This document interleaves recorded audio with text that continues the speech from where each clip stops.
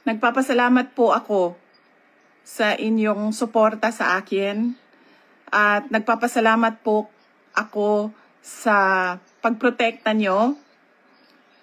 Unang-una po kay Yusek Zulaika Lopez at sa lahat po ng mga personnel ng Office of the Vice President. Lalong-lalo na po bukas dahil meron na naman pong hearing doon sa House of Representatives na ang Committee on Good Governance.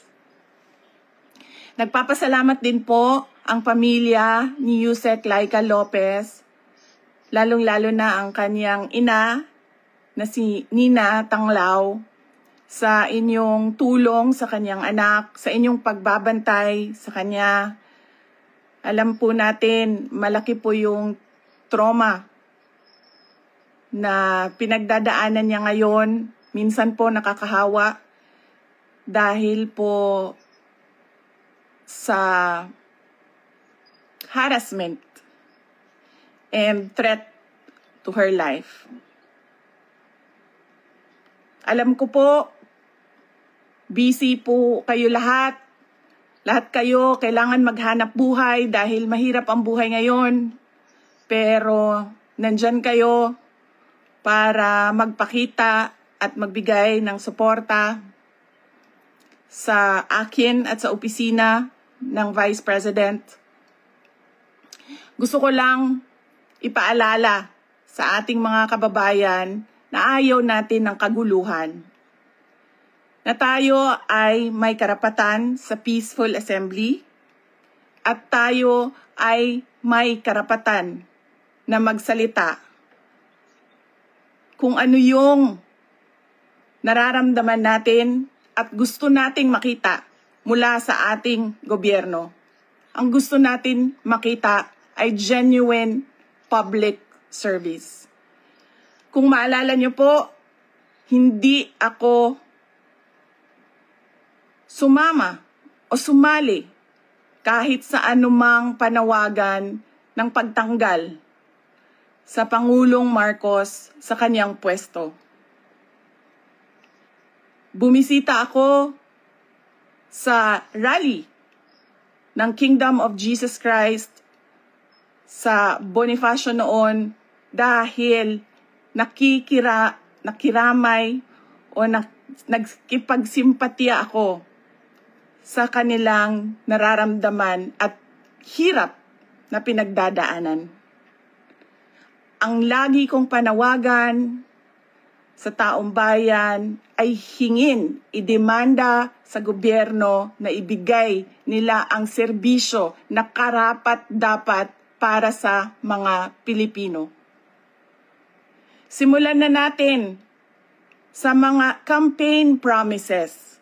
Dapat po, pag ang politiko ay nag-promise na magbibigay ng 20 pesos per kilo na bigas, dapat ay tinutupad yon dahil binoto ka ng mga tao base sa mga sinabi mo, base sa mga kampanya mo.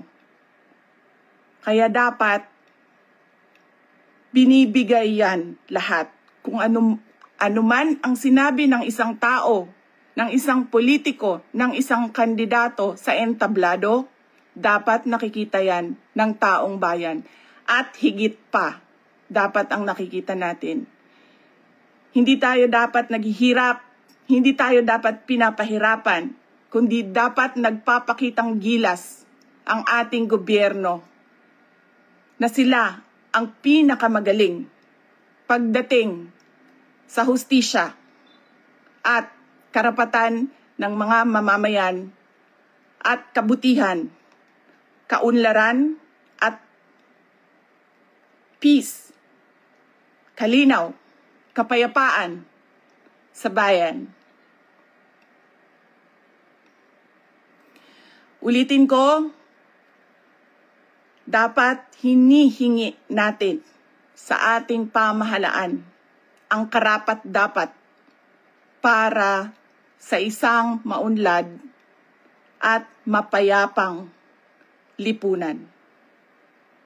Mga kababayan, nararamdaman ko kung ano yung matagal nyo nang nararamdaman. Sinubukan ko na magtrabaho ng maayos sa Department of Education dahil yun naman ang aking pangako sa inyo. Ginamit ko ang pangalan ko, Sara Duterte, Inday Sara Duterte. Sabi ko sa inyo, trabaho, edukasyon, mapayapang pamumuhay. Pero anong nangyari? Binastos ang budget, ang Department of Education. Hindi ko na kailangan magbigay ng ebidensya. Nakikita nyo sa General Appropriations Act, simula sa NEP, papunta sa GAB, papunta sa BICAM, papunta sa batas. Nakikita natin yon. Dapat hinihingi natin na matino ang mga namumuno sa atin. Sinabi nila, ako daw ay krung-krung. Ako daw ay baliw. Ako daw ay wala sa tamang pag-iisip. Ano bang sabi ko sa inyong lahat? Psychological test, kahit ano yan, neuropsychiatric test, kahit anong pang test yan. Gagawin ko yan. Dagdagan ko pa ng drug test.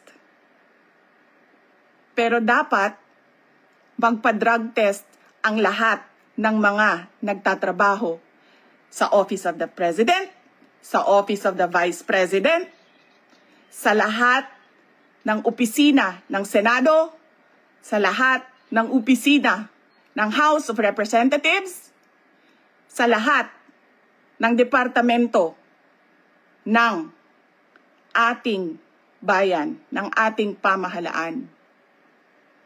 'Di ba? Ano pang test ang gusto niyong idagdag ko? Wala na kayong mapuna sa akin. Pinagtatakpan ninyo ang mga kakulangan ng pamahalaan.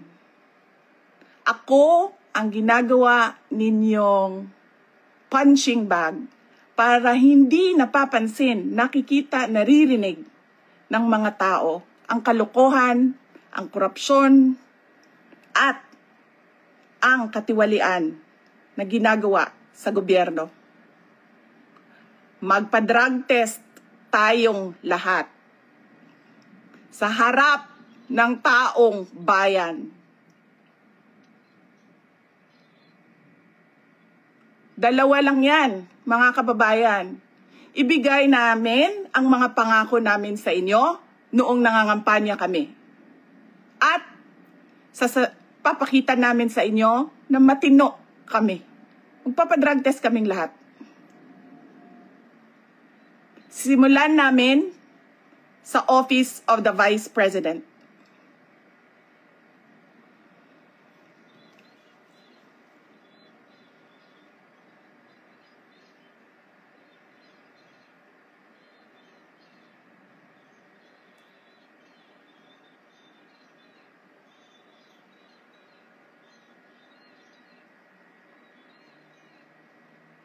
Ayaw nila tayo tigilan dahil hindi tayo sumusunod sa kanila.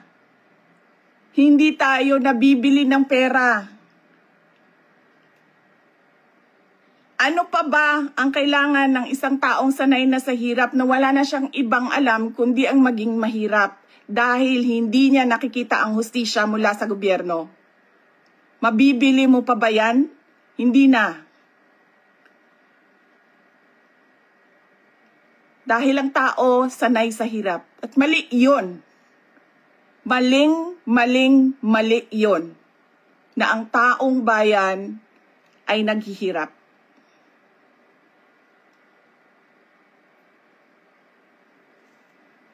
Mga kababayan, Ulitin ko ang aking pagpapasalamat sa inyong suporta, sa inyong pagprotekta, at lalong-lalo na sa inyong pagmamahal. Nararamdaman